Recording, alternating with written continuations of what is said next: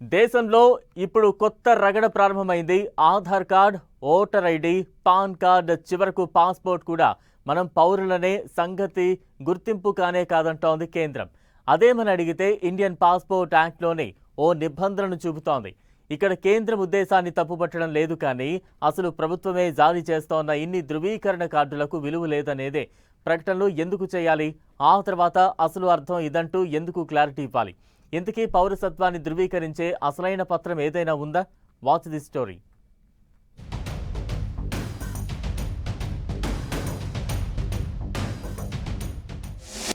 Voter ID కాదు, pan కాదు, Aadhaar card కూడా కాదు, మరేది పౌరసత్వానికి గుర్తింపు కార్డ్. పాస్పోర్ట్ కూడా పౌరసత్వ గుర్తింపు కాదా? కేంద్రం ఏం చెప్తోంది? అపోజిషన్ విమర్శలేంటి? భారతదేశ పాస్పోర్ట్ ఉంటే మీరు భారత పౌరులు అని ఖచ్చితంగా చెప్పలేం. కేంద్ర ప్రభుత్వం జూన్ 24న చేసిన ఓ ప్రకటన ఇప్పుడు దేశవ్యాప్తంగా ఒక పెద్ద పొలిటికల్, లీగల్ చర్చకు తెరలేపింది. సాధారణ ప్రజలు పాస్పోర్టును దేశంలో అత్యంత కీలకమైన పౌరసత్వ గుర్తింపు పత్రంగా భావిస్తున్న తరుణంలో అది పౌరసత్వానికి తిరుగులేని సాక్ష్యం లేదా ఖచ్చితమైన రుజువు కాదని చెప్పింది. అంతేకాదు, ఈ విషయంలో ఇది ఇప్పుడు కొత్తగా చెప్తున్నది కాదని, గత 12 ఏళ్లకి ముందు నుంచే ఉన్నదని అనడం మరింత గందరగోళానికి దారితీసింది.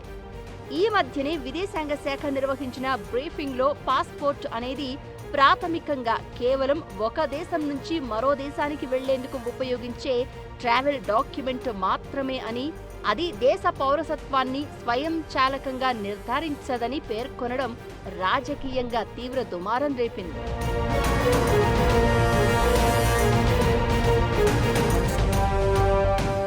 దీనిపై రాజ్యసభ ఎంపీ, సీనియర్ న్యాయవాది కపిల్ సిబాల్ కేంద్రంపై ప్రశ్నల వర్షం కురిపించారు. పాస్పోర్ట్ పౌరసత్వానికి రుజువు కాకపోతే మరి ఏ ఆధారాల ద్వారా పౌరసత్వాన్ని నిరూపించుకోవాలి? రేపు ఒక బూత్ లెవెల్ ఆఫీసర్ వచ్చి నా పౌరసత్వాన్ని అనుమానించి నా ఓటు హక్కును లాగేసుకుంటే ఎలా అన్నారు. ఫలితంగా బీజేపీ ఎన్నికల్లో గెలుస్తుంది.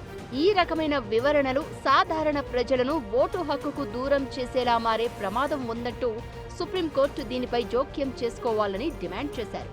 మరో ఎంపీ అసదుద్దీన్ ఓవైసీ అసలు దేశంలో పౌరసత్వం నిరూపించుకోవాలంటే ఇవేవీ అవసరం లేదని, ఒక్క కార్డు ఉంటే చాలని, అది బీజేపీ మెంబర్షిప్ అంటూ ఎద్దేవా చేశారు. ట్విట్టర్లో ఓ ఫోటో పెట్టి మరీ ఈ కామెంట్ చేశారాయన.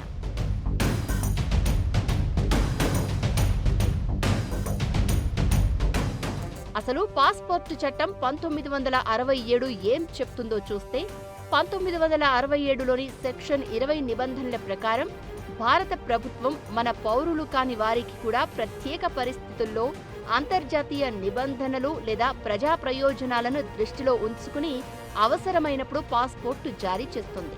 అందుకే పాస్పోర్ట్ ఉన్నంత మాత్రాన భారత పౌరుడై ఉండాల్సిన అవసరం లేదు అనేది కేంద్రం ఉద్దేశం కావచ్చు. కానీ ఈ తరహా నిబంధనలపై ఇప్పుడెందుకు క్లారిటీ ఇవ్వాల్సి వచ్చిందో విదేశాంగ శాఖకే తెలియాలి. Non Indian, holding Indian passport హోల్డర్ల సంగతి ఇమిగ్రేషన్ అధికారులు చూసుకుంటారు. కానీ పని గట్టుకుని మరీ ఇలా ప్రచారం చేయడం ద్వారా ఓటు హక్కు కోసం పాస్పోర్టుని కూడా చూపించకుండా లేపేయడమే అధికార నేతల ఐడియాగా ఉందనేది విపక్షాల ఆరోపణ. దానికి తగినట్లుగానే మినిస్ట్రీ ఆఫ్ ఎక్స్టర్నల్ అఫీషియల్ శాఖ ఓ ఉదాహరణని కూడా చూపించింది. 2013 నాటి బాంబే హైకోర్టు చారిత్రాత్మక తీర్పులను చూపింది. పాస్పోర్టు కలిగి ఉండటం అనేది పౌరసత్వానికి నిశ్చయాత్మకమైన ముగింపు కాదని బాంబే హైకోర్టు అప్పట్లో చెప్పింది. పాస్పోర్ట్ వ్యక్తి పౌరసత్వ వాదనకు బలమైన మద్దతు ఇచ్చే పత్రం కావచ్చు, కానీ అంతిమ అర్హత మాత్రం భారత రాజ్యాంగ నిబంధనలకు లోబడి ఉంటుందని చెప్పింది. దేశవ్యాప్తంగా సర్ ప్రక్రియ రూపంలో కోట్ల ఓట్లు తొలగించబడుతున్న సమయంలో ఇలా లేనిపోని చర్చను లేవనెత్తడం ఏంటనే ఆందోళన ప్రజల్లో బయలుదేరింది.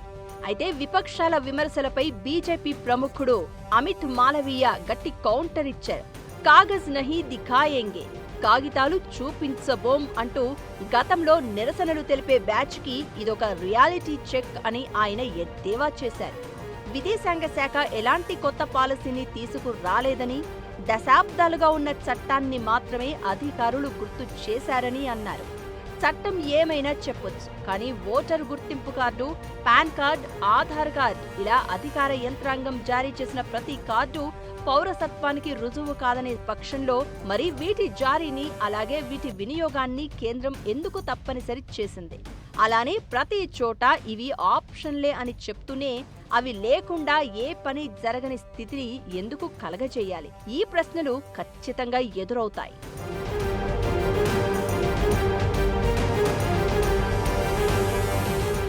ఇప్పటికే కేంద్రం ప్రత్యేక ఓటర్ల జాబితాల సవరణ సందర్భంగా ఆధార్ కార్డు పౌరసత్వానికి గుర్తింపు కాదని పలు సందర్భాల్లో తేల్చేసింది.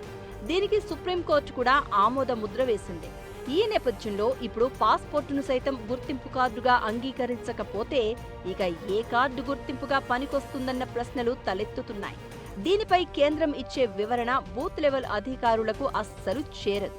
మైండ్ అప్లై చేయకుండా ప్రతి గుర్తింపు కార్డుని నిరాకరించడంలో ఆరితేరుతోన్న అధికార యంత్రాంగం అంతిమంగా సాధించేదేంటనే ప్రశ్న బలంగా వినిపిస్తోంది. కోట్ల మంది జనాభా ఉన్న దేశంలో పౌరసత్వ గుర్తింపు విషయంలో ఈ గందరగోళం ఎందుకనే ఆందోళన బయలుదేరింది.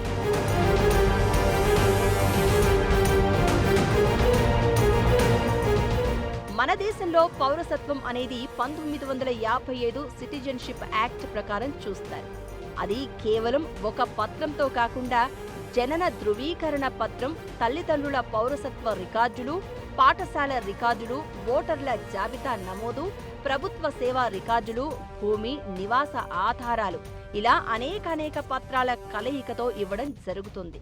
కానీ ఏ దశలో అయినా ఫలానా గుర్తింపు ద్వారా మీ పౌరసత్వం రద్దు చేస్తున్నాం అంటే మాత్రం ఇకది ఎక్కడ లేని ఆందోళనకి దారితీయడం ఖాయం. ఇదే ఇప్పుడు తీవ్రమైన చర్చకు దారితీస్తోంది.